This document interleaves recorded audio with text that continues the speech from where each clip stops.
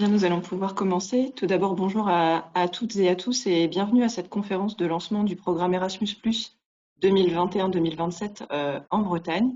Un petit point pratique avant de débuter. Donc, je vous remercie pour libérer de la bande passante, de couper vos micros et vos caméras.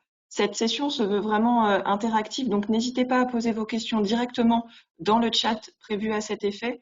On a en effet prévu un temps d'échange après les différentes présentations. Alors, j'espère que vous voyez tous le PowerPoint.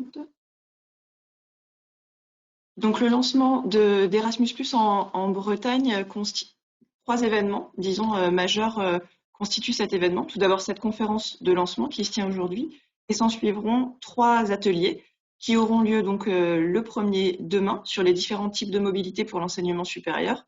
Et ensuite, deux autres ateliers se tiendront jeudi prochain sur comment débuter et consolider une collaboration internationale grâce à Erasmus+. Donc, lors de la conférence d'aujourd'hui, Laure Coudrello et Mathilde Bégrand nous présenteront le programme Erasmus+ 2021-2027. J'en profite pour les remercier vivement d'avoir répondu favorablement à notre invitation. L'événement d'aujourd'hui est principalement destiné à la communauté académique bretonne. Il est organisé par la plateforme Projet européen dans le cadre du réseau des référents formation de la DPE. Et cet événement a lieu avec le soutien du réseau régional des développeurs de la mobilité et du Conseil régional de Bretagne. Avant de céder la parole à Fourouk Salami, donc vice-présidente en charge de l'Europe et de l'international à la région, je voulais juste faire une précision et aborder rapidement les dispositifs dont vous pouvez bénéficier pour vous aider dans le dépôt de vos projets Erasmus+. En termes financiers, il y a le dispositif régional Boost Europe qui permet d'obtenir une subvention donc de 1 000 à 20 000 euros pour pouvoir déposer dans les meilleures conditions possibles un projet Erasmus+. C'est également valable pour les projets Horizon Europe.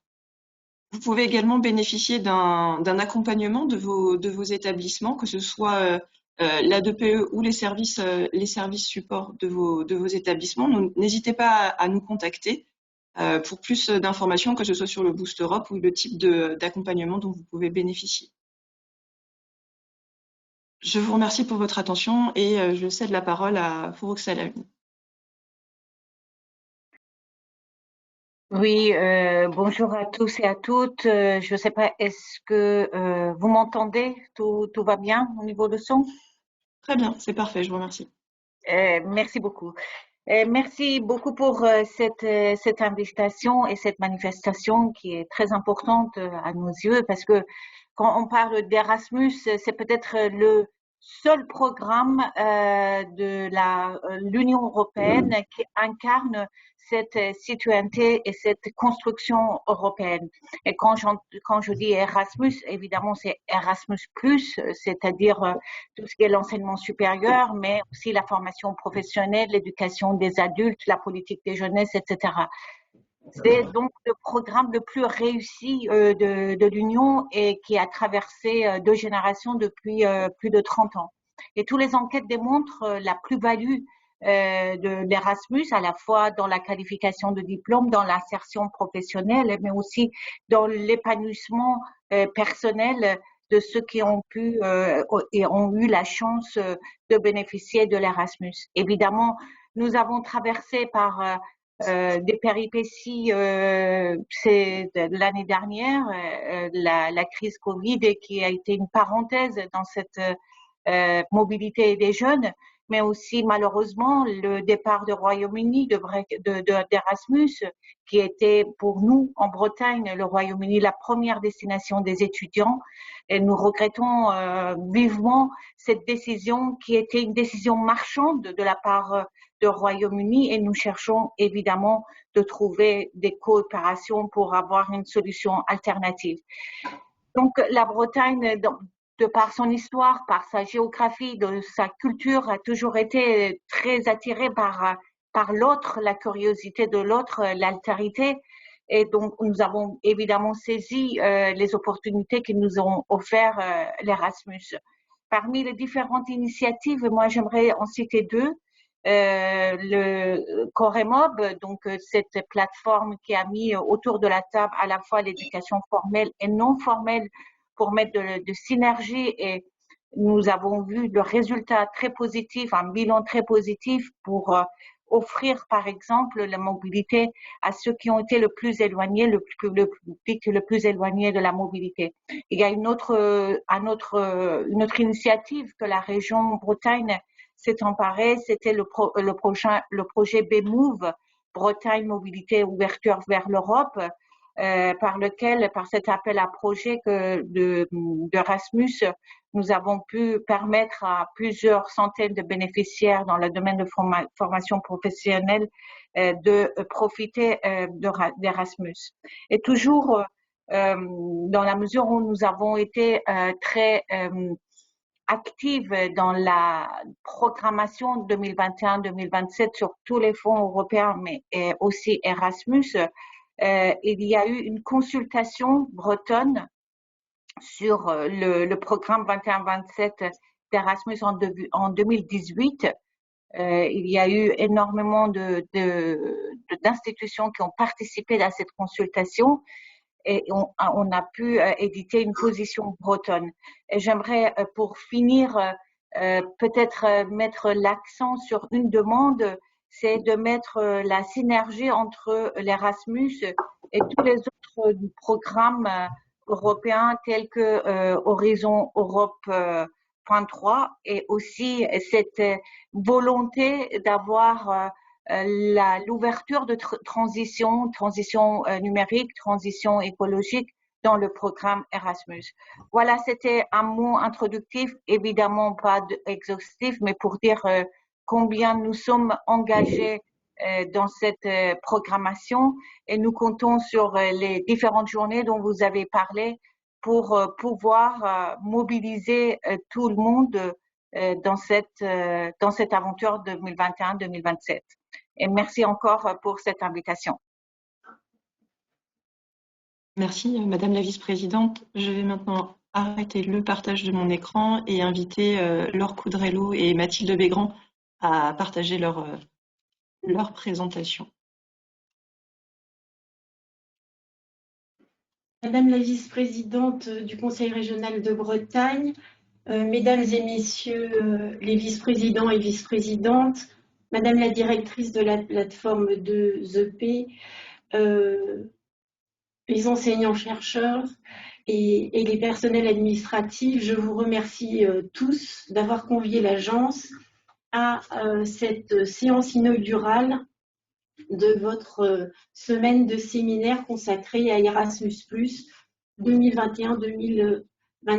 Pour nous, il s'agit évidemment, en tant qu'agence, d'appuyer la plateforme d'EPE Bretagne, qui est un développeur formidable d'Erasmus+, à l'échelle de la région, et de saluer à nouveau la région pour sa façon de travailler sur Erasmus+. Elle s'est tout de suite saisie des développeurs et elle a véritablement organisé pour toutes les dimensions éducatives, éducation formelle et non formelle, une vraie dynamique au niveau de toute la région, et ça, pour nous, c'est vraiment un modèle. Pour cadrer le propos, je reviendrai d'abord sur le bilan 2014-2020 au niveau national et au niveau régional. Vous le savez, 2014-2020, c'est un bilan réussi. Le succès, on le doit à vous tous, évidemment, écoles, collèges, lycées, organismes de formation, universités, collectivités territoriales qui vous êtes engagés dans ce programme. Pour la France, c'est environ 600 000 mobilités, tous secteurs confondus, qui ont été financés pour cette période. Et en termes de partenariats, ce sont plus de 600 partenariats d'innovation. La France, vous le savez, le premier pays d'envoi des jeunes en Erasmus. Au-delà des chiffres, Madame la vice-présidente l'a bien rappelé, Erasmus, c'est important, car pour chacun et chacune, c'est une expérience souvent irremplaçable d'apprentissage, de découverte ou de citoyenneté européenne. Si vous en êtes d'accord, nous allons vous passer un court bilan d'Erasmus+ 2014-2020. Et puis, je reviendrai sur des nouvelles expérimentations qui ont été marquantes pour cette période.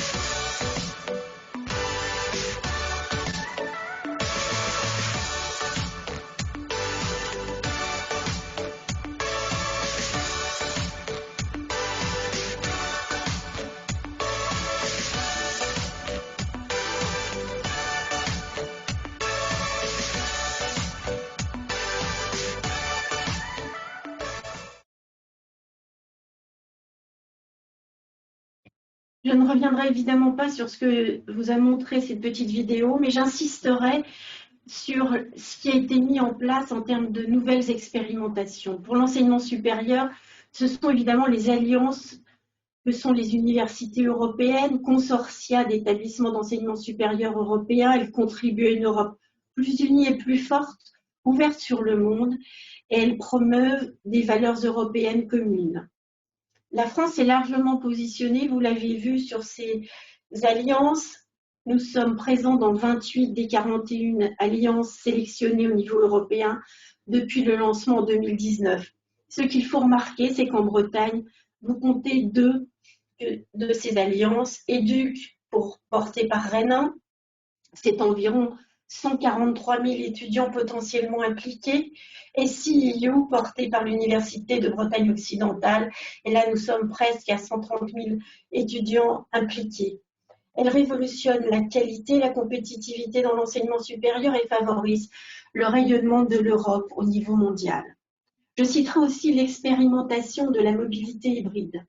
Là, évidemment, le contexte sanitaire inédit que nous avons connu a été un accélérateur de ce modèle et il permet de marier cette mobilité physique, ce qui est essentiel à Erasmus+, mais d'y adjoindre des activités virtuelles. Et c'est ça qui est important aujourd'hui.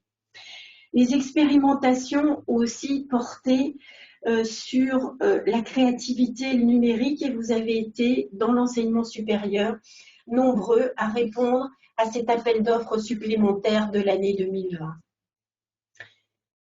Mon intervention est aussi pour vous présenter des données de la région que nous avons recueillies dans un travail tripartite que nous avons conduit avec Région de France, l'Agence et le ministère de l'Enseignement supérieur, de la Recherche et de l'Innovation dans le cadre d'un atlas territorial de la mobilité européenne. Cet atlas, vous pouvez le consulter dans notre médiathèque du site de l'Agence. Elle offre un panorama de la mobilité des étudiants, des chercheurs, du personnel de l'enseignement supérieur, ainsi que des élèves de la formation professionnelle à l'échelle de toutes les régions françaises. Ainsi, lors de l'appel à propositions 2019, le programme Erasmus+ a financé dans la région 74 projets de mobilité, dont 19 dans le secteur de la formation professionnelle et 55 dans l'enseignement supérieur. 6 projets de partenariat hors action centralisée, 4 dans la formation professionnelle et 2 dans l'enseignement supérieur pour un montant total de 10 millions d'euros.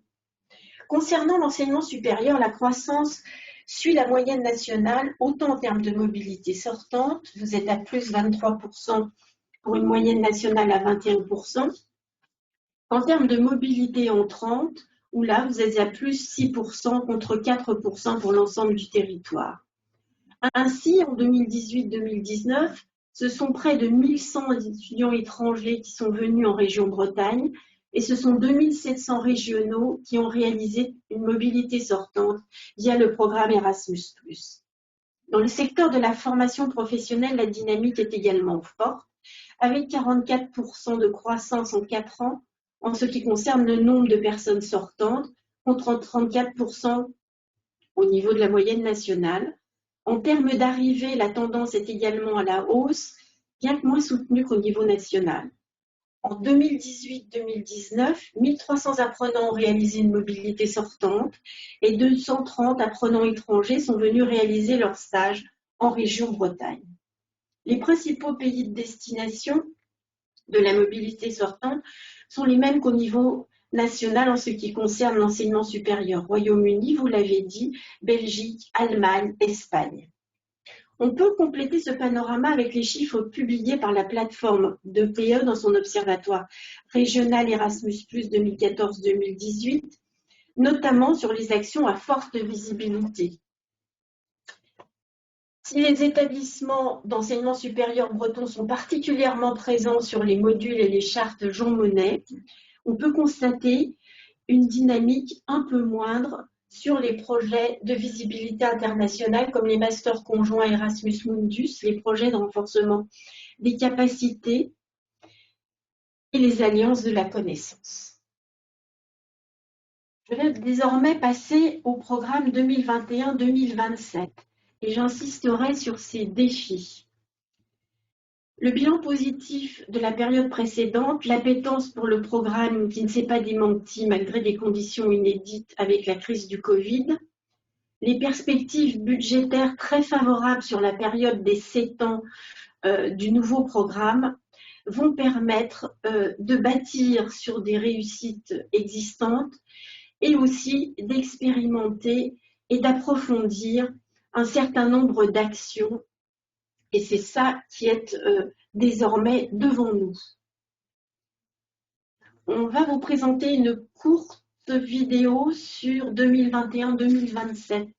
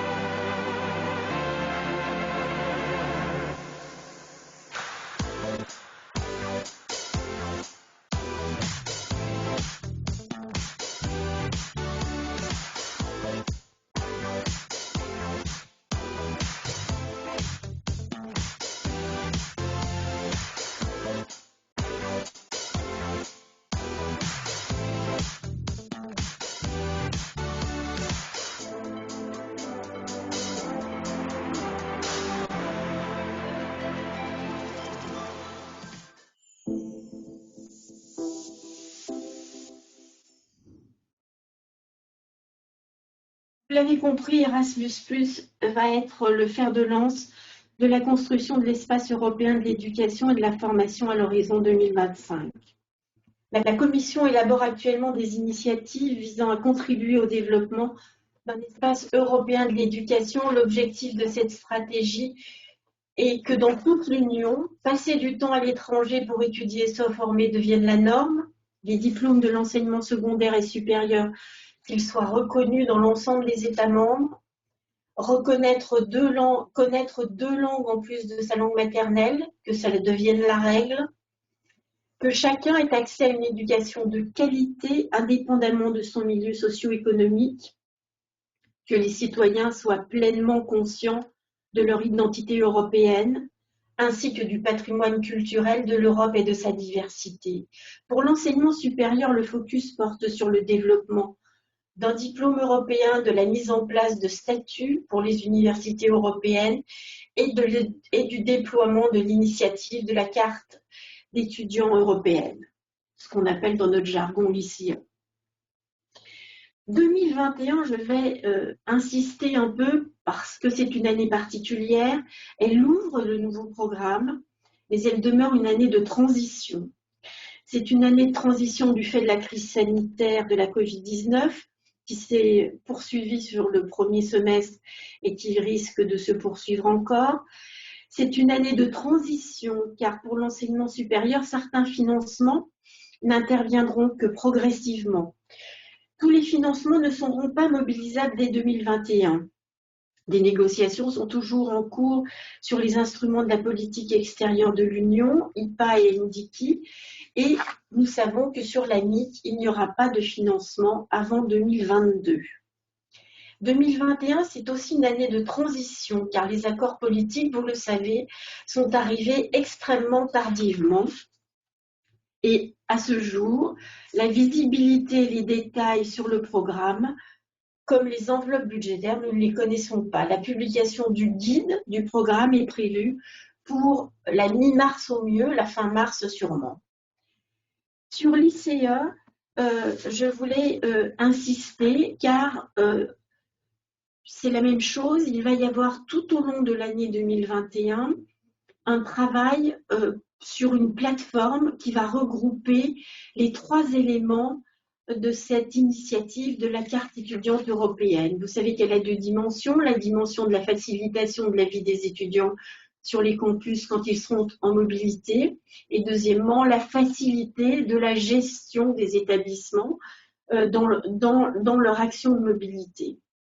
Donc on dispose de cette fameuse carte étudiante européenne, celle que vous connaissez qui est portée par le CNUS. On dispose aussi d'une application qui s'appelle Erasmus App, qui est sur les portables. Et enfin, de ce réseau Erasmus sans papier, qui a pour objectif la digitalisation de la gestion administrative de vos mobilités. Et les choses vont s'accélérer. Très concrètement, il faudra utiliser l'Erasmus Dashboard, la digitalisation des contrats pédagogiques qui lient l'étudiant, l'établissement d'envoi et l'organisme d'accueil. Il faudra très progressivement, mais dès juin 2021, essayer de les réaliser de façon numérique. La digitalisation des accords interinstitutionnels, elle aussi, sera obligatoire à partir de 2022. Il faut rappeler que pour la période 2014-2020, la validité des accords a été prorogée d'une année par la Commission européenne de façon à couvrir les mobilités du début de ce nouveau programme, notamment celle de la Convention 2020. L'agence s'est saisie de cette initiative de la carte européenne, a essayé de la diffuser plus largement aux établissements nationaux et nous disposons désormais d'un groupe d'utilisateurs national. Et pour la Bretagne, vous avez à l'intérieur de ce groupe d'utilisateurs un établissement qui est Rennes 1 et qui peut donc vous aider et vous conseiller sur cette dynamique. 2021 ouvre le nouveau programme avec ses nouveaux défis et ses nouvelles opportunités. En termes de défis, ils sont inscrits dans les financements, ce qui est nouveau, et ils vont appuyer, je l'espère, dans les établissements des stratégies fortes en matière de transition numérique, écologique et d'inclusion. Elles existent déjà, les financements Erasmus+, pourront les renforcer. Dans votre réponse à la charte Etche, vous avez déjà dû poser les jalons de ces stratégies en interne. Il faudra sans doute les articuler avec les propositions Erasmus+, car vous aurez des financements spécifiques, en tout cas sur l'inclusion et sur la transition écologique, et il faudra donc les expérimenter au niveau de vos établissements. Transition écologique, amélioration de la gestion des mobilités, inclusion sont les maîtres mots de ce nouveau programme. En tant qu'agence nationale, nous avons à construire des stratégies sur ces 3 axes. Nous rendrons compte chaque année de ces stratégies, comme la commissaire le fera elle-même au niveau du Parlement européen.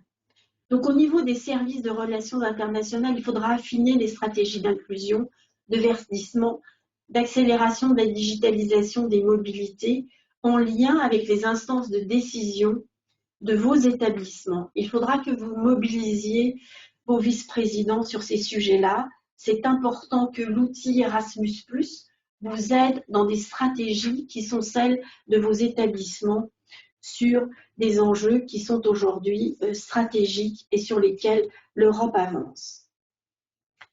Sur les nouvelles opportunités de mobilité dans l'enseignement supérieur, elles sont plurielles. La mobilité physique, je l'ai dit, demeure au cœur du programme. Mais il y a davantage de flexibilité sur les durées et des modes opératoires qui peuvent être diversifiés. Elle concerne désormais un spectre plus large d'étudiants, incluant les doctorants, et vous pourrez jouer sur les durées et les types d'activités virtuelles et présentielles sur l'intra-européen et au-delà. Pour les étudiants, il s'agit de la mobilité des doctorants, il s'agit aussi de la mobilité hybride et du programme intensif hybride. Mathilde reviendra sur tous ces sujets de façon plus détaillée. Il y a aussi un alignement des durées d'études et de stages, 2 mois à 12 mois, et des possibilités de mobilité courte pour les doctorants. Pour les enseignants, les durées sont de 2 jours à 2 mois. Il s'agit d'activités de formation, d'enseignement ou des mobilités entrantes de personnel d'entreprise. Sur les nouvelles opportunités des partenariats dans l'enseignement supérieur, elles portent bien sûr sur l'innovation qui est centrale et elles impliquent la participation renforcée des entreprises, qu'il s'agisse des alliances, des partenariats d'innovation, des projets de renforcement des capacités, des masters conjoints Erasmus Mundus. Sur les Erasmus Mundus, ils pourront être précédés par des Erasmus Mundus Design Measures pour mieux construire les cursus européens de ces diplômes conjoints. Sur les actions Jean Monnet, elles s'adressent à l'enseignement supérieur, cher module centre d'excellence que vous connaissez bien, et à l'enseignement scolaire et la formation professionnelle, notamment la formation des enseignants et les réseaux. Il s'agit toujours de promouvoir une citoyenneté européenne active et les valeurs de l'Europe, donner une meilleure compréhension de l'Union européenne, de son fonctionnement institutionnel auprès des jeunes. Et il y a l'idée d'améliorer la qualité de la formation des enseignants, initiale et continue, sur les sujets relatifs à l'Union européenne. Promouvoir aussi, et ça vous le savez, l'excellence dans l'enseignement et la recherche sur les études européennes. Pour vous, 2021 doit être une année de transition dans l'organisation de vos contrats. Il s'agira en effet de jouer sur vos reliquats des conventions 2020, leur prolongation possible, notamment pour parer aux effets Brexit, de bien profiler vos demandes 2021 afin d'expérimenter dès la première année les nouveautés du programme 2021-2027 en matière de mobilité et de partenariat.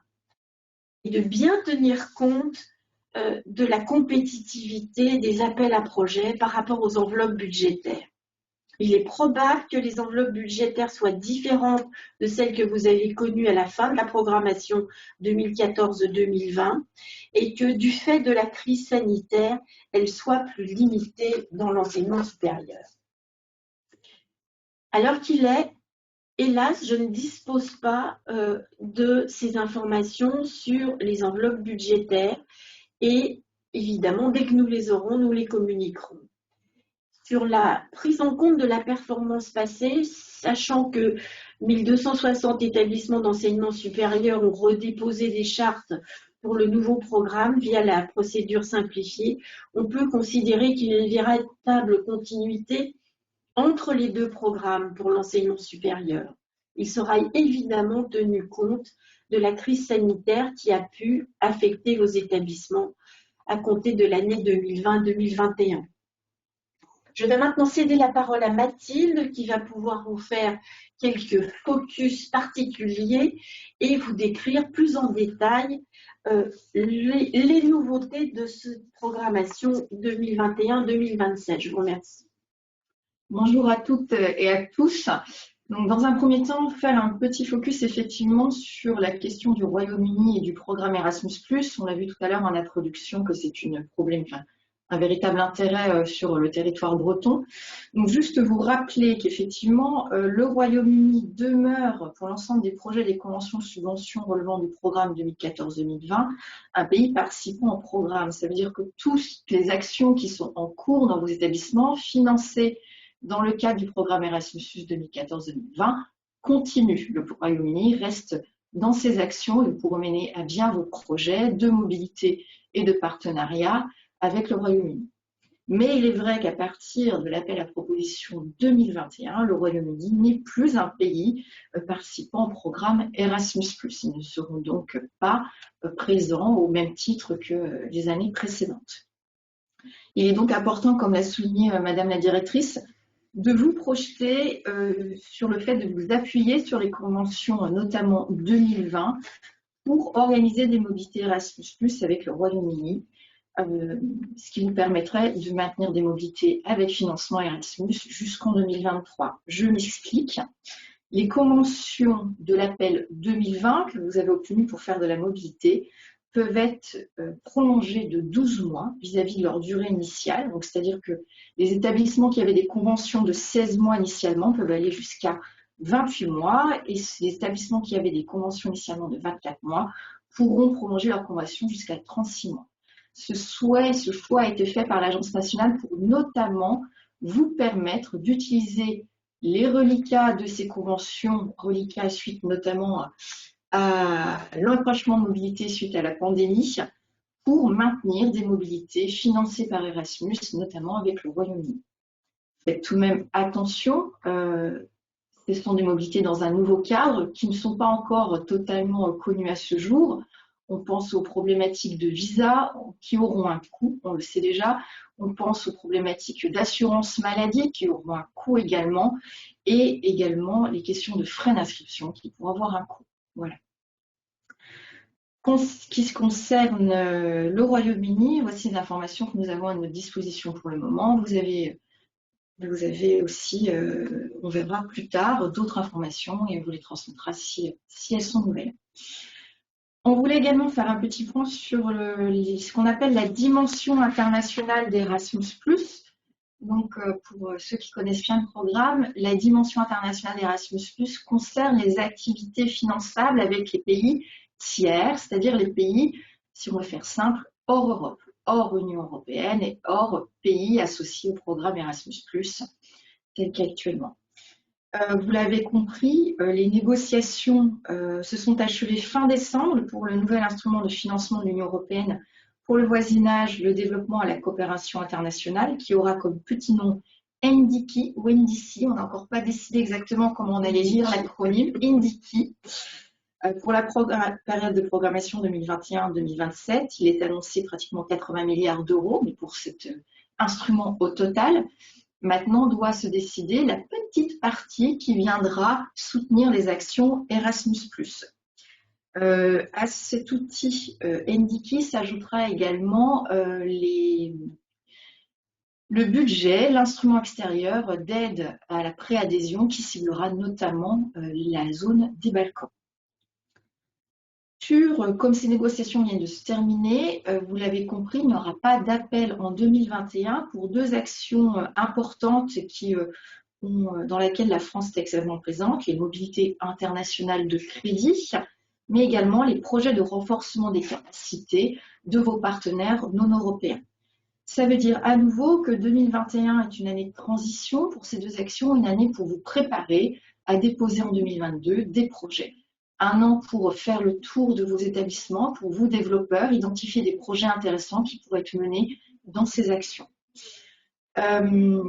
Sur la mobilité internationale de crédit, une petite information également, on vous invite à utiliser au maximum vos conventions 2020.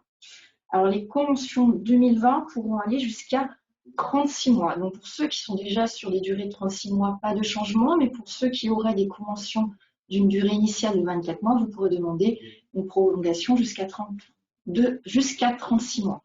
Donc, à nouveau, on sait qu'un certain nombre d'entre vous sont empêchés sur ces mobilités internationales de crédit avec la pandémie. Alors là, vraiment empêchés, on sait que les frontières sont fermées.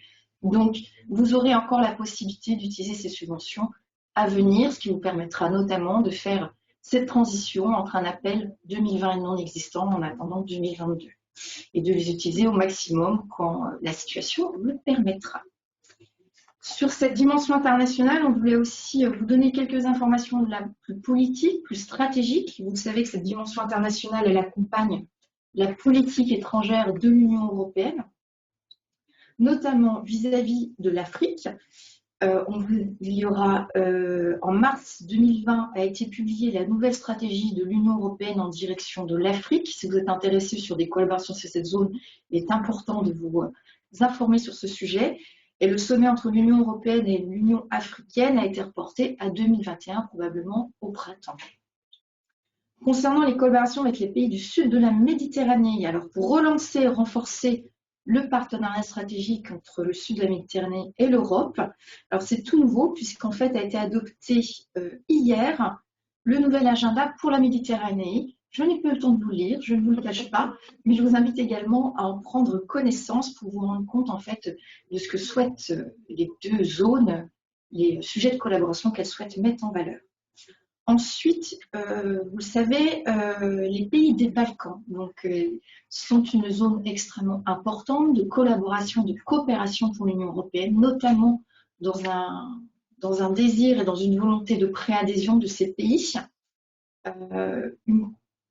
A été publié effectivement il y a aussi quelques semaines le plan économique et d'investissement avec un agenda spécifique sur les questions d'innovation, de recherche et d'éducation, de culture, de jeunesse et de sport pour la zone des Balkans et de l'Union européenne. Ce sont effectivement des opportunités à nouveau importantes de coopération avec les Balkans qui vont arriver.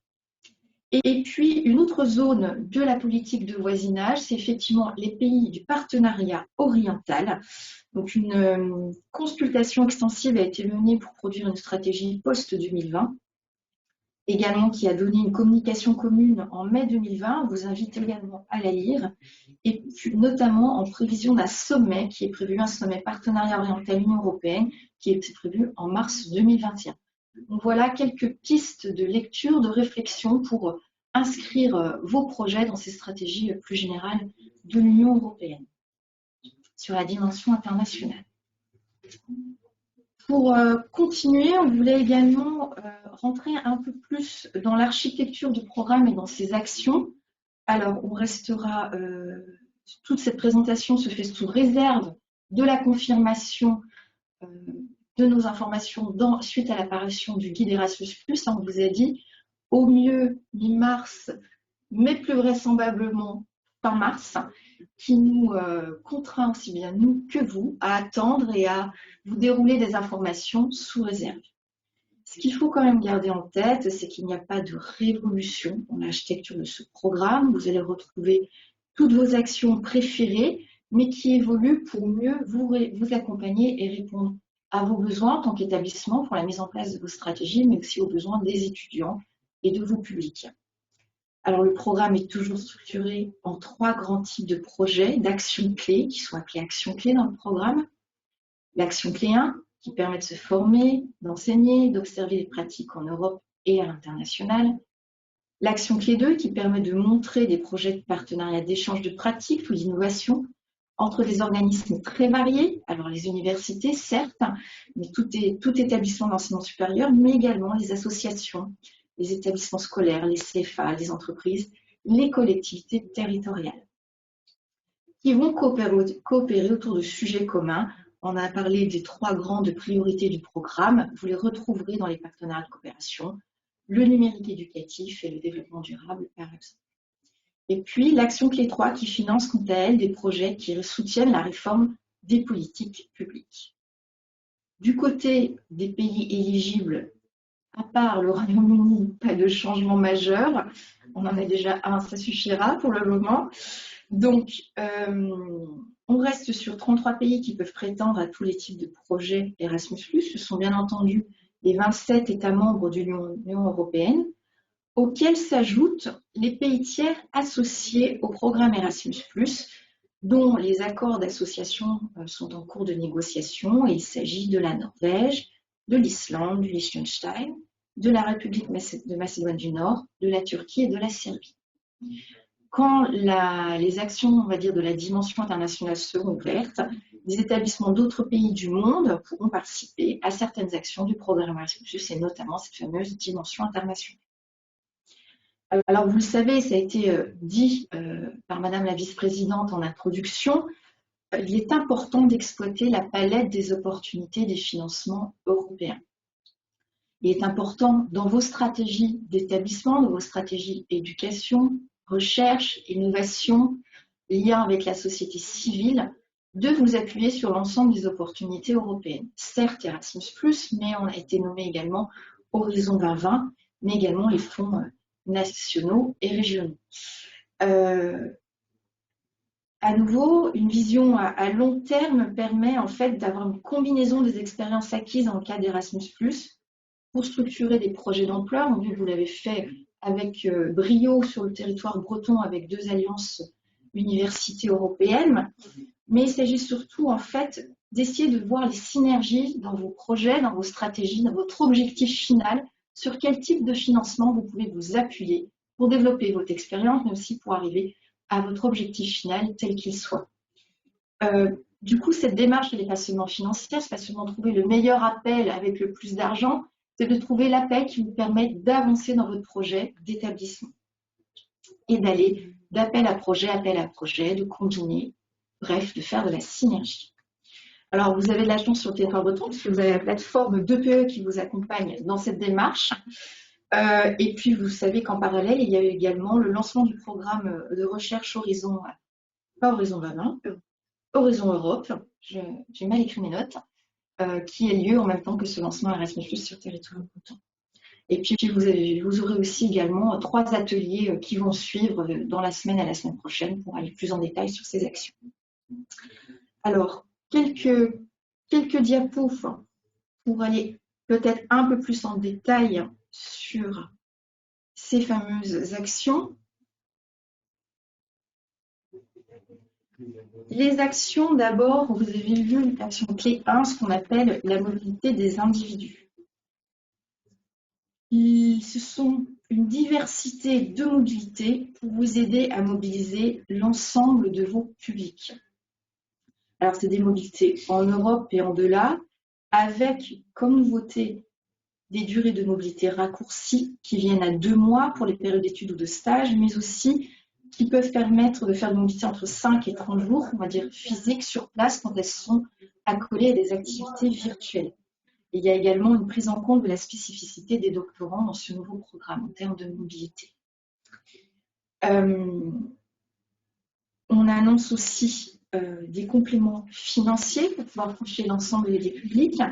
Donc un complément financier sur le public dit de l'inclusion, a priori les étudiants boursiers aux échelons les plus hauts, mais aussi des compléments financiers pour pouvoir accompagner les publics qui souhaiteraient favoriser des méthodes de déplacement avec un impact carbone mineur. On annonce également, ou on attend également, à nouveau tout ça sera vérifié avec l'apparition du guide et des budgets plus précis, pour vous accompagner dans ces changements. Donc vous voyez, dans cette gestion, on va dire peut-être plus dynamique de ces types de mobilité qui sont plus importants, une augmentation des financements de ce qui s'appelle l'organisation de la mobilité, c'est-à-dire grosso modo les frais de fonctionnement qui vous permettent d'avancer, d'organiser vos services, aussi de proposer des activités d'accompagnement qualitatif de ces mobilités aussi bien entrantes que sortantes. L'idée là, et vous le voyez sur cette image, c'est que vous aurez un ensemble de types de mobilité pour pouvoir aller chercher de nouveaux publics, que ce soit des publics, on va dire, éloignés de la mobilité pour des questions financières, pour des questions aussi psychologiques, qui n'osent pas se projeter sur des mobilités longues, mais aussi des publics éloignés de la mobilité de par la structuration de leur cursus. Sur l'action clé 2, vous voyez l'image, vous retrouvez vos actions favorites.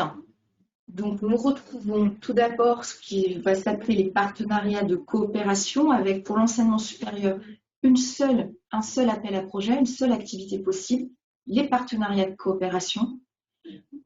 Ces partenariats de coopération sont les héritiers des partenariats stratégiques du programme 2014-2020. Donc, on s'attend à 3 organisations minimum, partenaires issus de 3 pays programmes minimum, des projets de 12 à 36 mois, des subventions proportionnelles aux objectifs et périmètres du projet, et puis surtout, à nouveau, en fait, des projets qui vont s'inscrire dans les priorités horizontales, les priorités d'Erasmus+, mais des priorités aussi liées spécifiques au secteur. On s'attend à avoir des priorités sans surprise autour des questions de transition écologique, de transition numérique, mais aussi autour des questions d'inclusion, inclusion sociale, inclusion du genre, mais aussi inclusion sur les questions d'handicap. Cette action, les anciens partenariats stratégiques dans le programme 2014-2020 ont une action qui n'était pas particulièrement, dont les établissements d'enseignement supérieur français ne se sont pas particulièrement saisis. À notre sens, c'est dommage. C'est quelque chose aussi qu'on a travaillé avec vous sur les derniers appels à candidature 2019-2020. On a essayé de vous réexpliquer et de vous motiver à poser des partenariats stratégiques. Ces partenariats de coopération, il faut vraiment vous en saisir pour travailler sur des questions transsectorielles, sur des questions de pratiques innovantes et de coopération académique entre établissements, mais aussi avec votre écosystème. On pense notamment à de très beaux projets stratégiques portés par des associations étudiantes ou par d'autres établissements, d'autres secteurs éducatifs. Vous retrouvez dans un pilier qu'on appellera partenariat de l'innovation 2 types de projets. Les alliances d'innovation, qui sont les héritiers des alliances de la connaissance et des alliances sectorielles. Pour l'instant, nous n'avons pas d'informations particulières, mais on s'attend en tant qu'héritier des alliances de la connaissance et des alliances sectorielles à retrouver des projets de grande échelle pour renforcer le lien entre l'éducation, enseignement supérieur et formation professionnelle avec le monde socio-économique.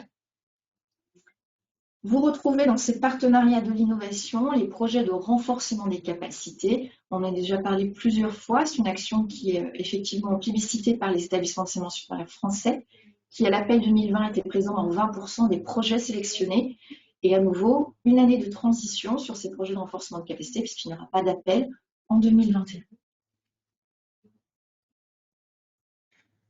On a ensuite un autre pilier qui s'appelle les partenariats d'excellence avec les 2 dernières actions qui sont sur cette image, en rose et en bleu foncé. La première, ce sont les masters Erasmus Mundus.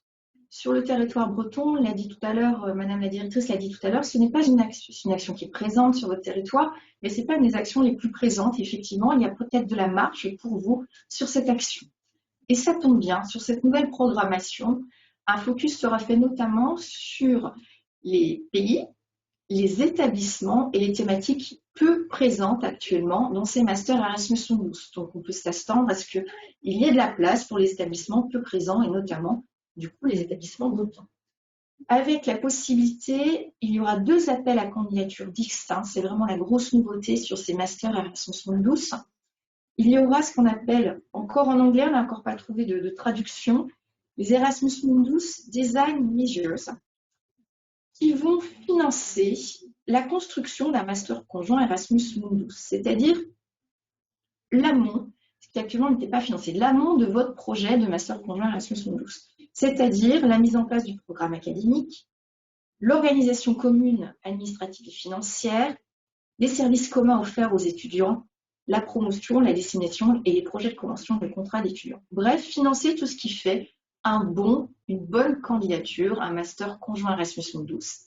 Donc, une bonne candidature à un autre appel qui seront distincts, qui seront les masters conjoints Erasmus Mundus dans la même formule que nous pouvions avoir en 2014-2020. Donc, pareil, plus d'informations à venir. Nous prévoyons une info-session particulière sur les masters Erasmus Mundus d'ici 3 semaines, un petit mois, pour rentrer plus en détail dans cette action, puisqu'on sait aussi qu'une fois que le guide sera sorti, les temps de candidature devront être un peu plus rapides, et notamment sur ces nouvelles actions où on aimerait que vous soyez plus présents. La dernière action, il n'y aura pas d'appel en 2021, ce sont les universités européennes. Donc sur votre territoire, effectivement, déjà 2 belles alliances européennes qui ont pour objectif, ce sont des appels à projets pilotes auxquels elles ont été sélectionnées et donc elles ont à charge, excusez-moi l'expression, d'essuyer les plâtres. Voilà. Et la Commission européenne fera un bilan avec ces universités européennes pour redéfinir un appel à projet université européenne, cette fois-ci également ouverte à l'ensemble de l'Union européenne pour mettre en place cet espace européen de l'éducation. Il n'empêche qu'avant d'arriver sur ces appels universités européennes, vous voyez qu'il y a un ensemble d'opportunités, aussi bien dans l'action clé 2 que dans l'action clé 1, pour construire vos partenariats, tester vos partenariats, monter en compétence vos équipes administratives, quelles qu'elles soient, dans les services relations internationales et autres, mais aussi vos équipes pédagogiques sur ces questions de projets européens, avant d'arriver sur des alliances d'ampleur type les universités européennes. Une dernière action sur laquelle on voulait vous faire un focus, ce sont les activités Jean Monnet. Les activités Jean Monnet sur le territoire breton, vous connaissez bien. Vous êtes un des territoires français les plus actifs sur les activités Jean Monnet avec des modules, des chaires, des centres d'excellence. Donc je ne vous ferai pas l'article, juste pour vous dire que sur ces appels 2021, pour la partie recherche, formation, enseignement supérieur, il n'y aura uniquement des appels que sur chaires, modules et centres d'excellence, dans les mêmes budget, dans les mêmes modalités que ce qui pouvait se faire en 2014-2020, dans les mêmes objectifs. La grande nouveauté, c'est en fait l'ouverture des activités Jean Monnet sur des questions de formation, d'échange de bonnes pratiques, avec une première activité sur la formation des enseignants, formation initiale et continue. Alors certes, c'est la formation des enseignants, mais comme vous le savez, la formation initiale des enseignants, des futurs enseignants, se fait dans vos établissements, notamment au sein des INSPE. Et puis, il y a une autre action où là, ce sera des réseaux de partenaires, effectivement, d'établissements scolaires ou la formation professionnelle ou établissements d'enseignement supérieur, vous êtes moins concernés. Par contre, il sera intéressant, une fois qu'on en saura plus à nouveau, parce que là, on a peu d'informations pour le moment, mais il sera intéressant sur le territoire breton où vous avez déjà une forte expérience des activités Jean Monnet, et on sait aussi d'activités Jean Monnet déjà avec le secteur scolaire, avec la formation des enseignants, de vous interroger sur un positionnement sur cette nouvelle activité de formation des enseignants. Alors, on ne pourra pas vous en dire grand-chose aujourd'hui, on la découvrira au moment de la publication, en tout cas dans ses détails dans la publication du guide. Donc voilà ce qu'on voulait vous dire aujourd'hui, un peu rapidement certes, mais il y aura les ateliers, puis il y aura aussi d'autres activités organisées par l'agence à venir pour vous détailler tout ça, notamment quand le guide sera paru. Donc, merci beaucoup de votre attention et puis je pense que nous avons un temps d'échange pour des questions. Je ne sais pas quelle heure il est, mais on va peut-être laisser la main à la directrice de l'EPE pour animer cette partie. Merci beaucoup. Alors oui, il y a quelques questions dans le chat, notamment une première question un peu technique sur l'Erasmus Dashboard. Et la question est, l'Erasmus Dashboard pourra-t-il être utilisé pour les mobilités courtes, les mobilités d'apprentissage au sein d'un projet de partenariat ou les mobilités doctorales, s'il vous plaît? Allez-y. Alors, sur l'Erasmus Dashboard, à terme, effectivement, ce qui fait partie de l'initiative Carte étudiante européenne, à terme, toutes les mobilités sont concernées. Alors, attention, le déploiement de l'initiative Carte étudiante européenne, en tout cas sur sa première année 2021, ne concerne que les mobilités d'études. Et attention également, l'Erasmus Dashboard, en fait, vous avez à l'utiliser, mais pour les établissements qui ont des logiciels internes de gestion de la mobilité ou des logiciels marchands, sur les nommés Moov'on et Mobility Online notamment, Mobility Online, je ne sais plus, il y aura des connectiques entre eux et le dashboard. Le dashboard, dans son utilisation unique, va être notamment concerné uniquement réservé uniquement aux établissements qui n'ont pas de système de gestion de la mobilité propre. Surtout, je vous invite, Madame Richard, si vous n'étiez pas là, à voir le replay du webinaire du 28 janvier, qui est actuellement en ligne sur le site de l'agence Erasmus+, où nous sommes rentrés dans ces détails sur qu'est-ce que le dashboard, à quoi il sert, quels sont les calendriers et qui est concerné. Donc, c'est une vidéo d'une heure. Vous pouvez la découper en plusieurs morceaux. Hein, si une heure et demie, c'est trop, ce qu'on peut concevoir. Mais voilà, regardez déjà ces documents-là sur ces aspects techniques. Merci beaucoup. Il y a une autre question par rapport aux collaborations possibles avec le Japon d'un enseignant-chercheur qui appartient à une structure de recherche CNRS basée au Japon. Ils ont créé une unité mixte de recherche entre le CNRS, une entreprise et un laboratoire japonais, dans laquelle une université bretonne est fortement impliquée. Pour mémoire, moi j'avais une question complémentaire puisqu'il y avait eu un appel, même pendant 2 ans, des DMD dédiés au Japon. Est-ce que ça va perdurer ? Non, il y avait à ma connaissance, il y avait des financements spécifiques que donnait le gouvernement japonais et ils les ont suspendus.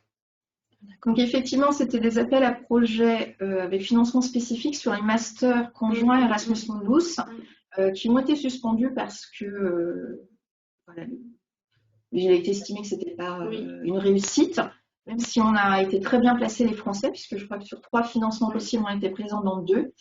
Et pour répondre à M. Grasset plus précisément, il ne faut pas oublier qu'Erasmus finance des projets d'éducation de formation. Donc, sur la dimension internationale, le Japon, ça pourra avoir, une fois que les négociations seront finies, donc à partir de 2022, seront possibles uniquement avec le Japon des mobilités internationales de crédit, donc qui sont des mobilités d'études, de stages et d'enseignement. Donc, effectivement, il faudra vous tourner vers RENA, leur service relations internationales, pour voir dans cette stratégie recherche-formation que vous avez avec le Japon, comment ça pourrait s'appuyer sur la mobilité internationale de crédit. Après, il y aura peut-être des effets sur les doctorants. Il y aura des effets sur les doctorants peut-être. Et puis, il est vrai que les masters conjoints Erasmus Mundus, même s'il n'y a plus ce financement dédié avec le Japon, sont tout de même ouverts à monter des masters conjoints, notamment avec des pays non européens. Donc, si vous avez derrière cette collaboration l'idée d'un master conjoint Europe-Japon, puisque n'oubliez pas aussi que dans les projets européens de partenariat, c'est multilatéral, ce ne sera jamais du bilatéral France-Japon. Il faudra toujours vous accoquiner avec des partenaires européens. Pourquoi pas? Très bien. Toujours sur les Erasmus Mundus, vous voyez que c'est un sujet qui intéresse beaucoup en Bretagne. Est-ce que le passage par un projet Erasmus Mundus Design Measures est un prérequis pour déposer ensuite un projet de master conjoint Erasmus Mundus? Non. Non, c'est une opportunité nouvelle qui est offerte avec l'Erasmus Mundus Design Measures de préparer un Erasmus Mundus. Donc l'idée, c'est plutôt qu'il y a un temps de préparation qui était coûteux pour les établissements en amont et qui a empêché beaucoup d'établissements de participer à cette action. Hein. Si nous, on est leader sur cette action, on est un peu une exception hein, dans les pays. Quand on regarde les 33, beaucoup de pays n'ont jamais participé à des Erasmus Mundus. Donc l'idée, c'est d'avoir ce temps de préparation en amont et quand le Mundus est prêt, de pouvoir le basculer dans un Mundus normal, ce qui fait que on a vraiment là une visibilité beaucoup plus large de ce qu'on a envie de faire. Et j'imagine aussi que ça va permettre, on l'a bien dit, hein, cet espace européen de l'éducation, c'est ça qui est visé. C'est qu'on puisse avoir des cursus extrêmement bien conçus et que ces cursus-là, on les intègre après, soit dans une université européenne, soit dans des choses plus larges. Merci beaucoup. Est-ce que vous pourriez revenir sur en quoi consiste la préparation de l'Erasmus Mundus? C'est une question qui est posée. Peut-être sur le contenu de ces Erasmus Design Measures. Oui, ça, on peut vous donner les grandes lignes. On peut vous redonner les grandes lignes. En fait, c'est la mise en place du programme académique, l'organisation commune administrative et financière, les services communs offerts aux étudiants, la promotion, l'estimation, le projet de convention de contrat étudiant. Donc en fait, ça vous finira tout type d'actions qui vous permettront de mettre en place ce que je viens de citer. Ce que je viens de citer, en fait, c'est ce qui faisait une bonne candidature à un master conjoint Erasmus Mundus. Donc c'est pas vraiment une surprise en fait. C'est quand vous montez, alors là on parle d'un master conjoint Erasmus Mundus, mais ce que je viens de citer, c'est exactement ce que vous devez décider quand vous montez un double diplôme avec un partenaire français, mais aussi parfois européen. Donc c'est le corps d'un master. J'en profite pour poser une petite question complémentaire, mais qui est importante pour un Erasmus Mundus. On parle souvent de diplôme conjoint et tu viens de parler de diplôme double. C'est assez souvent problématique cette notion de diplôme conjoint pour les établissements d'enseignement supérieur en France. En France. Donc en fait, c'est plus ou moins problématique suivant les établissements. Je vous rappelle que la loi permet à l'édition de diplômes d'un parchemin unique avec la signature de tout le monde dessus. Alors à fait maintenant avec les questions de diplôme numérisés, peut-être qu'on va simplifier les choses. Il y a clairement une volonté de la Commission européenne d'avancer sur ces questions d'assurance qualité et de diplôme unique. On a parlé tout à l'heure de la question des statuts d'un diplôme européen. Donc, c'est aussi une manière pour eux de proposer un statut par le haut, voyons que ça passe pas vraiment par le bas dans certains établissements. Il n'en reste pas moins, en tout cas, à notre connaissance pour le moment, que dans les dossiers, on vous demande de vous projeter sur ces sujets-là, mais si vous n'êtes pas en mesure de vous projeter sur ces sujets, de par la loi ou de par des problématiques logistiques, vous devez l'expliquer dans le dossier et normalement, c'est entendu. J'en profite quand même pour vous rappeler que vous annoncez qu'il y a eu une publication faite suite à une étude faite par l'agence exécutive européenne, justement sur ces questions de diplomation, sur ce qui était possible ou pas possible, parce que aussi se poser la question. Vous retrouvez cette publication dans notre médiathèque, dans la catégorie enseignement supérieur Mundus, et il y a notamment, c'est extrêmement intéressant, pays par pays, la possibilité ou non d'avoir un parchemin unique ou la possibilité ou non d'avoir un double diplôme. Enfin voilà, vous voyez aussi qu'est-ce que ça veut dire dans chaque pays, un diplôme conjoint, un diplôme double, voilà. Donc si vous vous projetez aussi sur ces questions, je vous invite à regarder cette publication, c'est une mine d'informations. On mettra en ligne, on enverra les liens des documents que tu cites. Une question maintenant, on repasse dans l'action clé 1. Avez-vous des précisions sur les programmes intensifs? Faut-il prévoir de déposer des projets spécifiques programmes intensifs? Y aura-t-il un appel à candidature spécifique ou seront-ils intégrés dans la demande de mobilité CAS 103 de l'établissement? Donc a priori, à nouveau, tout ça est mis sous réserve aussi de la finalisation des formulaires de candidature. A priori, ce sera intégré dans la demande de mobilité AC 103. D'accord. Est-ce qu'il faudra intégrer les autres établissements dans la rédaction de la demande? A priori, c'est-à-dire que si vous déclarez que vous mettez en place quelque chose avec quelqu'un d'autre, effectivement, il faudra peut-être avoir son accord.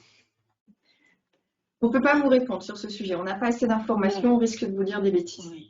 Il faut nous laisser un peu de temps. Est-ce que vous pourriez donner des détails sur les possibilités de faire partir des étudiants hors Europe dès 2021 avec l'action clé 131? Parce qu'on a vu lors de votre lancement national en janvier dernier que l'action 131 permettrait des mobilités internationales. Est-ce que vous pourriez expliquer comment concrètement ça va être possible? J'imagine que ce sera inclus pareil dans votre demande.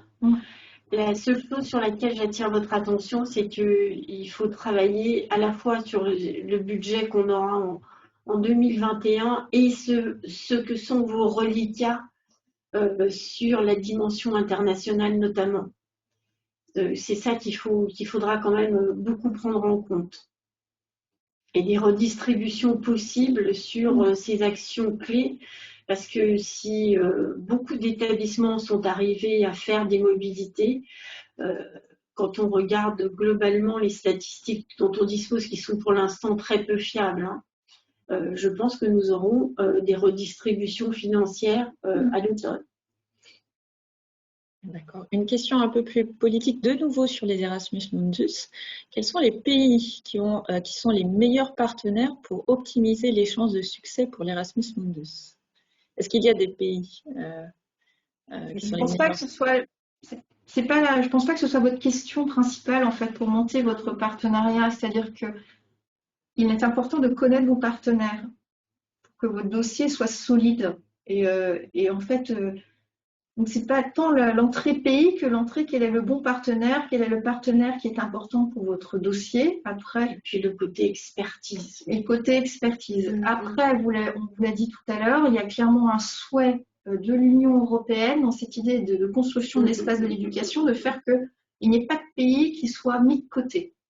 Donc si dans vos partenaires habituels, avec les partenaires avec qui vous travaillez bien, vous avez des pays. Vous avez sur la plateforme Erasmus Plus Result l'ensemble des projets Erasmus Mundus qui ont été financés depuis la création. Regardez quels sont les pays qui sortent le moins. Si vous arrivez à trouver des partenaires, des gens avec qui vous avez envie de travailler, des gens qui sont cohérents dans la construction aussi académique de votre master, qui sont dans ces pays, effectivement, ça paraît cohérent d'aller chercher ces gens-là. Vous rentrerez dans une des priorités de l'Union européenne. Une petite question à propos de la date de publication du guide, donc, qui est tardive, hein, vous l'avez dit, ça sera fin mars. Savez-vous combien de temps on aura entre la date de publication du guide et la date de soumission des projets Action Clé 2 en particulier pour la question? Il y aura peut-être un tout petit peu de décalage, mais très franchement, je crois que vous devez vous calquer sur ce qu'on faisait avant. Je ne pense pas qu'il y ait beaucoup de décalage parce que sinon on va tout transporter sur 2022. Donc quelque part, ce ne sera pas possible. Je pense que le plus simple, c'est que vous ayez en tête le calendrier de l'année dernière, plus ou moins. Comme vous l'avez vu, effectivement, il n'y a pas de révolution majeure dans la construction des actions. Donc ça vous permet quand même, vous, d'avancer. Certes, c'est pas la situation idéale, mais ça vous permet quand même d'avancer sur des projets que vous auriez, on va dire, dans vos cartons, qui ressembleraient à des partenariats stratégiques. Vous savez que les partenariats de coopération en sont les héritiers. Si vous aviez du Mundus dans les cartons, vous savez qu'il y a toujours du Mundus qui arrive. En plus, avec cette nouvelle opportunité d'Erasmus Design Majors, si en plus vous aviez un Mundus pas particulièrement fort dans votre carton, vous avez cette opportunité-là. Donc, on va dire vos discussions avec vos partenaires sur la construction des projets peuvent tout à fait déjà avoir commencé. Après, effectivement, on est d'accord avec vous, c'est pas le scénario idéal où vous auriez déjà eu depuis le mois de novembre le détail de l'appel. Il y a une nouvelle plateforme qui va remplacer la plateforme Pénélope Plus, c'est la plateforme Mon Projet Erasmus Plus, si je ne me trompe pas. Quand est-ce qu'elle sera opérationnelle après la date de publication du guide? On espère que ça tombera pile poil avec l'ouverture des dépôts de candidature. Voilà. Ok, très bien. Tout est censé être en parallèle. Oui. Est-ce que vous auriez des conseils et des précisions à apporter pour bâtir de bons projets, par exemple de partenariat dans l'enseignement supérieur? Alors moi, je pense qu'il faut quand même aller sur les plateformes dont on dispose qui rendent compte de la diversité des partenariats. Vous savez, on a une plateforme commune européenne qui nous permet d'aller regarder, d'interroger thématique par thématique tous les partenariats qui ont été déposés. Et je pense que ça, c'est une vraie mine de réflexion. Parce qu'il y a une telle diversité dans les possibles que moi, c'est difficile la question que vous posez. Un bon partenariat stratégique ou un bon partenariat d'innovation, c'est par rapport à ce que vous avez en tête et ce qui a pu éventuellement se faire ailleurs et qui peut être inspirant. Effectivement, c'est important ces points-là sur, on va dire, l'étude des besoins, c'est-à-dire l'étude des besoins chez vous, mais aussi l'étude des besoins au niveau européen, parce que on voit que c'est ce qui est demandé le plus souvent dans les premières questions des dossiers de candidature. C'était déjà le cas avant. Je pense qu'il est très important surtout d'inscrire vos projets dans la stratégie de l'établissement. C'est pareil, c'est une des questions récurrentes dans les dossiers de candidature. En quoi votre candidature est pertinente, mais en quoi elle va être soutenue et en quoi elle soutient votre établissement. Et il est aussi important d'être dans votre stratégie d'établissement pour pouvoir être soutenu en interne sur les différentes questions du dossier. Il est important, et c'est souvent des fois le cas sur les Mundus, c'est-à-dire que la partie académique est nickel, elle est super chouette, vous connaissez très bien votre sujet, vous savez le défendre, vous savez pourquoi vous voulez monter un master sur ce sujet-là. Mais n'oubliez pas derrière que tous ces projets européens demandent aussi une partie administrative, demandent un soutien logistique. Donc il est important à nouveau que votre projet soit soutenu en interne, mais pas que par le service relations internationales, mais aussi par votre service scolarité, par votre service recherche, par le service gestion des moyens. Voilà. Que tout le monde sache qu'à un moment donné, il y a ce projet qui est impactant en termes de gestion, mais qui va être aussi impactant pour le dossier. Et ça, c'est un dernier point, c'est un endroit où souvent les dossiers de candidature perdent des points, c'est la partie impact. Ah oui, ça, tous nos évaluateurs sur l'ensemble des partenariats, quand on analyse ça en comité national d'évaluation, moi, c'est là que je vois ça très, très, très régulièrement. On a quand même beaucoup de mal à faire monter en qualité le volet impact d'un projet. C'est comme si les projets n'avaient pas été pensés jusqu'à la finalisation complète. Ouais. Quel va être l'impact sur le bénéficiaire du projet, mais aussi sur votre établissement? Quel va être l'impact pour l'Union européenne? N'oubliez pas que ces financements sont des financements pour une vision de l'Europe, une stratégie de l'Union européenne. Donc, c'est aussi important qu'elle ne soit pas hors sol vis-à-vis de ces objectifs-là. Sur les questions d'impact, j'en profite pour vous dire pareil, à nouveau, dans notre médiathèque, nous avons établi un guide il y a quelques années déjà, mais il est toujours d'actualité sur les questions d'impact dans l'enseignement supérieur. Donc, certes, il est sur les impacts dans les questions de partenariat stratégique, mais c'est du clé 2 du partenariat. Et les trucs et astuces qu'on vous donne dedans sont tout à fait applicables à l'outil de projet. Merci beaucoup. C'est effectivement très important, l'effet structurant des projets Erasmus+. Et je voudrais vous poser une dernière question. Vous avez évoqué l'importance de la synergie des fonds. C'est un mot d'ordre qu'on retrouve également pour Horizon Europe. Donc, essayer de combiner des projets Erasmus+, et des projets, par exemple, de recherche. On y reviendra dans l'atelier comment consolider vos collaborations internationales grâce à Erasmus+. Un exemple tout concret, on sait maintenant que on peut financer des stages d'étudiants de 2 mois. Est-ce que vous me confirmez qu'on peut financer des stages de recherche, par exemple d'étudiants de master, au sein d'une équipe de recherche pendant 2 mois? Qui est une manière ensuite de voir si cet étudiant, une fois qu'il aura terminé sa thèse, il peut enchaîner, par exemple, sur une bourse Marie Curie. Est-ce que vous me le confirmez? C'était déjà le cas avant, c'est-à-dire qu'à partir du moment où l'étudiant a une convention de stage, il est clair que dans un master dit recherche, son stage va être de recherche dans un laboratoire privé ou public. Donc, c'était déjà éligible en 2014-2020. Donc, ce sera en 2017. Ok, très bien. Merci beaucoup. Une dernière question. La nouvelle plateforme qui va remplacer Pénop+, sera-t-elle en mesure de référencer les projets dont l'établissement est coordinateur, mais aussi ceux dont il est partenaire? Oui, c'est une grande question. Actuellement, ces projets en tant que partenaire n'apparaissent pas dans Pénop+. Je vous remercie de cette question parce que ça existe déjà, Monsieur Bompet. Et en fait, c'est une plateforme qui est gérée directement par l'agence exécutive à Bruxelles. Donc, c'est celle que je citais tout à l'heure, qui est Erasmus+ Platform Results. où vous pouvez faire, elle est très bien cette plateforme, vous pouvez faire des recherches par action, par année, par pays, par mots-clés. Vous tapez Rennes 1 dans le truc, ça vous sortira tout Rennes 1, leur financement depuis 2002, si c'est pas plus loin. Et en fait, surtout, ce qui est intéressant, c'est qu'une fois que vous avez trouvé le projet, vous pouvez sortir une fiche projet avec les partenaires qui ont donné son financement. Bonjour, je me permets d'intervenir en direct par rapport à ma question.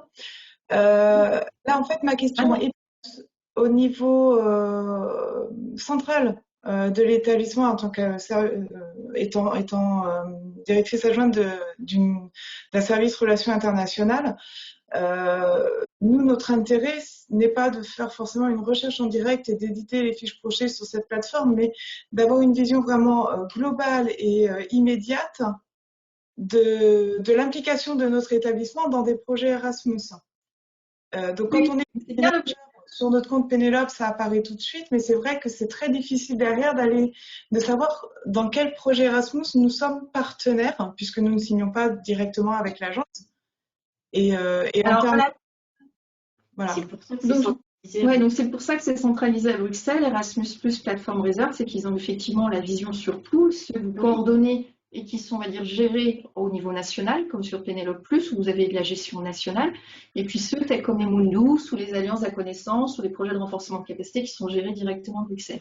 Donc c'est vraiment l'intérêt de cette plateforme, Erasmus Plus Plateforme Result, où effectivement, vous avez parlé vous pouvez sortir les fiches projets, mais vous pouvez surtout faire des extractions Excel. Voilà. Et dans cette extraction Excel, vous avez les codes projets, par exemple, qui vont permettre de les retrouver plus tard. Donc, vraiment passer par ça. Et sur, on va dire, la partie plus statistique, mobilité, on va dire sur les aussi statistiques de projets de partenariat, donc gérés par l'agence, n'oubliez pas qu'il y a aussi Stat Erasmus, qui vous permet aussi d'avoir une vision, alors là, peut-être plus régionale sur les questions de projet. Je regarde ça, alors je vous remercie. Je vous en prie. Et une toute dernière question sur les dossiers de candidature. C'est vrai qu'on nous parle beaucoup de la simplification dans Erasmus+. Est-ce que les dossiers de candidature seront un peu simplifiés? La personne pense notamment aux Erasmus Mundus déjà Measures. Est-ce que ça sera un gros dossier demandant beaucoup de préparation? Alors là, c'est une colle. Alors, c'est pareil, j'ai envie de... Mais ce qu'on peut dire, c'est qu'il y a une philosophie, en tout cas, de plus accompagnée que par le passé. Alors après, on verra comment c'est fait. Oui, et puis... Mais ce qu'on a vu, parce qu'on a traité les accréditations dans les autres secteurs en dehors de l'enseignement supérieur, et par exemple là, on a vu un vrai accompagnement de la personne dans sa démarche. Donc, dans la façon dont on remplit le questionnaire. Alors, je ne sais pas si la commission va le faire pour tous les appels à propositions. Sur Mundus, en fait, c'est normal en fait que ça vous demande beaucoup de préparation. Parce qu'en fait, vous montez une formation. Bien sûr. Vous montez une formation. Donc, c'est pareil, quand vous montez un master au niveau français uniquement pour votre établissement, ça vous demande beaucoup de préparation. Et là, on vous demande de le monter avec 2 autres partenaires qui n'ont pas la même culture que vous, qui n'ont pas les mêmes organisations. Donc c'est vrai que le dossier de candidature Mundus, il y a beaucoup de questions. Mais si vous regardez, c'est des questions qui vous obligent à structurer votre projet. Et moi, j'aime bien les projets Mundus, et notamment leur dossier de candidature. Alors ils font plein de pages, ils font peur, mais ils sont pas à pas. Ils sont pas à pas. Et surtout, si vous répondez bien à toutes les sous-questions, normalement, il n'y a aucun aspect de ce Mundus académique, administratif, promotion, tout ce que vous voulez, qui passera à la trappe. Alors oui, c'est beaucoup de préparation, mais ce n'est pas des financements anodins derrière non plus. On n'en a pas parlé tout à l'heure, mais on en avait parlé pendant la conférence annuelle. Le financement pour un Mundus sera plus important qu'il ne pourrait l'être dans 2014-2020. Donc, c'est beaucoup de préparation, mais c'est aussi beaucoup de préparation pour être sûr que votre candidature elle soit de qualité, mais surtout que votre projet soit de qualité. Et puis si vous êtes sélectionné, du jour au lendemain, vous puissiez le dérouler. Bien, merci beaucoup. Donc voilà, on va terminer sur ce mot d'ordre. Je peux résumer en disant anticiper la préparation de vos projets, anticipés notamment pour 2021. Merci beaucoup Laure Coudrello et Mathilde Bégrand pour cet exercice qui n'était pas facile puisque le guide Erasmus+ n'est pas paru, n'est pas encore paru. Merci beaucoup aussi à Madame Fouroug Soulani pour son intervention. Je rappelle que ce webinaire a été enregistré, il sera envoyé aux inscrits et mis en ligne ensuite sur une chaîne YouTube, et que donc nous avons 3 autres ateliers qui vont se dérouler, à commencer par celui sur les mobilités qui aura lieu demain. Il est encore temps de vous inscrire si vous voulez. Et le 25 février, nous aurons 2 autres ateliers. Un atelier sur comment débuter votre collaboration internationale grâce à Erasmus+, et un autre atelier sur comment consolider votre collaboration internationale grâce à Erasmus+. On essaiera de vous expliquer que ça peut être une stratégie d'aller, comme vous le disiez tout à l'heure, à propos des partenariats stratégiques, de commencer par des partenariats stratégiques, par exemple, ou des chaires Jean Monnet ou des projets Jean Monnet, avant d'aller vers des projets plus structurants comme les Erasmus Mundus. On espère qu'on suscitera des vocations à ce sujet. On vous remercie énormément et à bientôt. Merci beaucoup à tous. Au revoir. Merci à vous. Au revoir.